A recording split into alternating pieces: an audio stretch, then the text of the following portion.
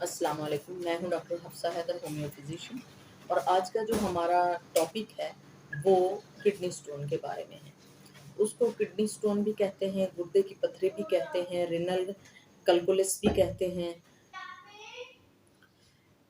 हम जुनूबी पंजाब में रहने वाले इस इलाके में जितने लोग भी रहते हैं, मोस्ट ऑफ द टाइम उन लोगों को पथरी होती है।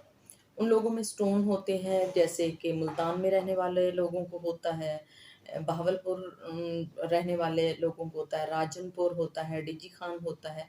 ये सारे इलाके जो हैं, इनमें रहने वाले लोगों को किडनी स्टोन बहुत ज़्यादा होते हैं। वजह ये है कि यहाँ गर्मी पड़ती है, डिहाइड्रेशन होती है, और लोग जो होते हैं कम पानी जो पीते हैं। इसकी वजह ये है। मुख्तलिफ इलाकों में रहने वाले मुख्तलिफ लोगों को मुख्तलिफ किस्म की बीमारियाँ होती हैं। जैसे कि लाहौर में रहने वालों को यूरिक एसिड बहुत ज़्यादा होता है कि वो चने बहुत ज़्यादा खाते हैं। इसी तरह कराची में रहने वाले जो लोग होते हैं वो मीठा बहुत ज़्यादा खाते हैं, तो उन लोगों को शुगर बहुत ज़्यादा होती है। या उन लोगों को बार बार पान छालियाँ खाने की आदत होती है, जो कि डिपोजिशन होती है उस टीथ में होती है, तो उन लोगों को टॉन्सिल्स की बहुत ज़्यादा प्रॉब्लम होती है। तो मुख्तलिफ इलाकों में रहने से मुख्तलिफ किस्म के लोगों को या मुख्तलिफ जोग्राफियाई हालात होते हैं, उसकी वजह से लोगों को मुख्तलिफ बीमारियाँ होती हैं। एनीवे, हम लोग बात कर रहे थे किडनी स्टोन के बारे में। किडनी स्टोन्स क्या होते हैं? किडनी स्टोन जो खाना हम खाते हैं, हम इनटेक करते हैं, और फिर जब वो फ़िल्टर होकर किडनीज़ में जाते हैं, तो वहाँ पे अगर अच्छा खाना है तो वो स्टेन होके चला जाता है, और जो मिनरल्स होते हैं वो बैक होकर दोबारा डिपॉज़िट होते हैं।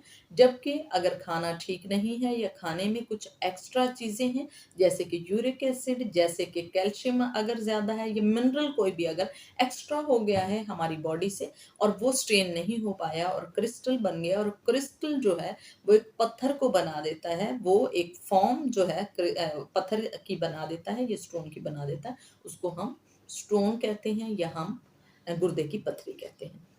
इसकी डिटेल मैंने पहले भी बताई हुई है, मैं डिस्क्रिप्शन में उसका लिंक दे दूंगी, आप लोग देख लीजिएगा कि कितनी किस्म की होती हैं पथरियाँ, और नेफ्रोटिक सिंड्रोम किस तरह से होता है। जब हमारे जब हमारे गुर्दे में पथरी बनती है, तो सालों तक पड़ी रहती है। समटाइम 1 एम की हो, 2 एम की हो, 3 एम की हो, 5 एम तक आराम से निकल जाती है। अगर इससे ज़्यादा एमएम की होती है, जैसे कि सपोज 9, 10 एमएम या 11, 12, इससे तक होती है, तो अगर मुसलसल होम्योपैथी मेडिसिन ली जाती है तो वो निकल जाती है, मगर थोड़ा मुश्किल होती है। मगर हम जब उसको मुसलसल लेते हैं तो निकल जाती है। इससे ज़्यादा की अगर होती है, तो अगर पत्थर बनता है तो फिर उसका इलाज सिर्फ़ और सिर्फ़ ऑपरेट होता है। अब हम सबसे पहले ये देखेंगे कि जब आपको अगर किडनी स्टोन है तो कैसा फ़ील होगा। अगर किडनी स्टोन आपको राइट साइड पे है, जिस साइड पे भी होता है, तो वहाँ पे लम्ब्रेन में पेन होता है। वहाँ पे आपको आपकी कमर में पेन होता है, और वो नीचे की तरफ दर्द आता है। इवन कि यूरेथ्रा तक, पेशाब करने वाली जगह की तरफ, फ्रंट की तरफ, थाइज़ में आना शुरू हो जाता है।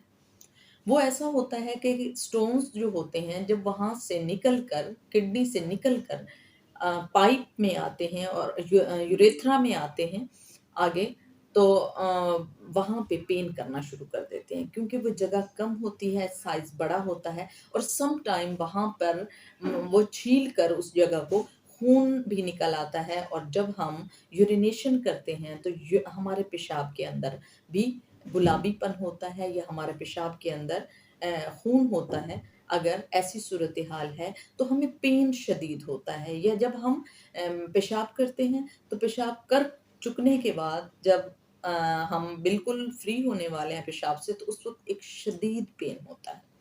वो डिहाइड्रेशन होती है हमारे अंदर, और स्टोन होती है हमारे अंदर, जिसकी वजह से ऐसा होता है। और ख़ास तौर पर कैल्शियम ऑक्ज़ेलेट जब होता है तो तब ऐसा होता है, या कैल्शियम ऑक्ज़ेलेट और यूरिक एसिड का मिक्सचर एक होता है, अगर वो हो तो तब भी ऐसा ही होता है। तो जब ये होने लगती है और फिर ये पेशाब में बहुत ज़्यादा दिक्कत पैदा करती है, यूटीआई इन्फेक्शन होता है और शदीद पेन्स होते हैं और वोमिट सेंसेशन आते हैं, नौज़िया लगा रहता है और उल्टी बनी रहती है। अगर ऐसी सिचुएशन है तो होम्योपैथी में उसकी बहुत ही अच्छी मेडिसिन। होम्योपैथी में सबसे पहली जो मेडिसिन आती है अगर राइट साइड में पथरी है तो लाइकोपोड है। जो दूसरी है वो हम सब जानते हैं, वो बर्बरिस वल्गरिस है।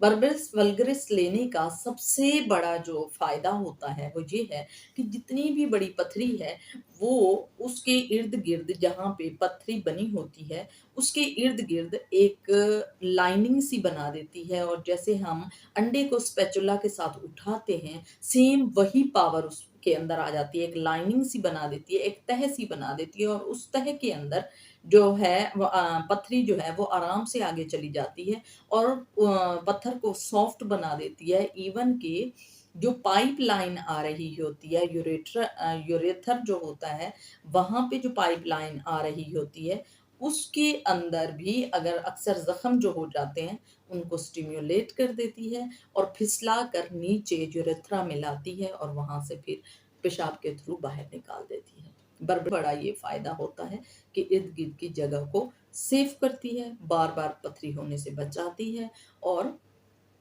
जो पेन है उसको भी इंस्टेंट रोक देती है। मगर हमें बर्बरिस क्यों लेना है? अगर कोई और इलाके का है, अगर वो जनूबी पंजाब का नहीं है, कोई ऐसा पेशेंट है, मगर उसको बार-बार जो है सिस्टेन की प्रॉब्लम हो रही है, बार-बार उसको पथरी हो रही है या उसको कोई भी अगर स्टोन है और बार-बार हो रही है, तो उसके लिए वो जो हाइड्रेंजिया क्यू लेने से बार-बार जो पथरी की शिकायत होती है, वो नहीं होती है। आपको किडनी स्टोन होते हैं, तो उसके लिए नहीं आता किडनी स्टोन, आप बार-बार अल्ट्रावायलेट्स भी करवा रहे हैं, बार-बार आपको पथरी हो रही है, तो कैल्शियम एक ऐसा है, कैल्शियम कार्बोनिकम, उससे भी आपको आराम हो सकता है। एक कैल्शियम रेनालिसिस होता है, रेनालिसिस लेने से आपकी पथरी फिर दोबारा कभी नहीं बनती और अगर आप कॉम्बिनेशन में जाना चाहते हैं, तो फिर आप ले सकते हैं R27। ये बहुत ज़्यादा इफ़ेक्टिव मेडिसिन है